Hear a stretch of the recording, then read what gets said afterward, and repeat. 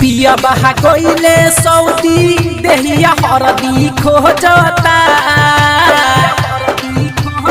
ए सखी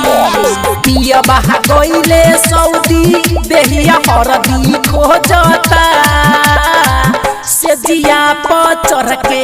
देवरा कबड्डी खेलता रे सखी रे से जिया पचर के देवरा कबड्डी खेलता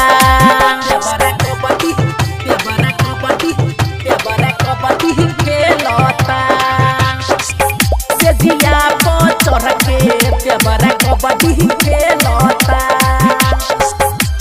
पता न चलेला का कोइल सखी बेड पर सुता के करे हमर दूर गति हमर दूर ए सखी पता न चलेला का कोइल सखी बेड पर सुता के करे हमर दूर गति जब जब उठे लालटेन जारता पिया बहा कोइले सऊदी देहिया हरदी खोजता से जिया पचर के देवरा कबड्डी खेलता रे सखी रे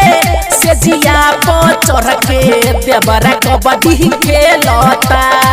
देवरा कबड्डी देवरा कबड्डी देवरा कबड्डी खेलता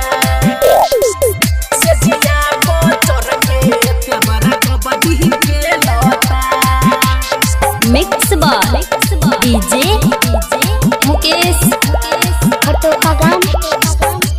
रंजीत राज के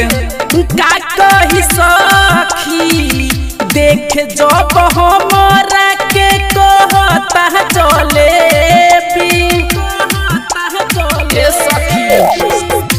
रंजीत राज के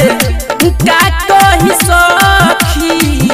देख जब हमरा के कहता चले जखमी जितेंद्र मुअना घरे नया बहता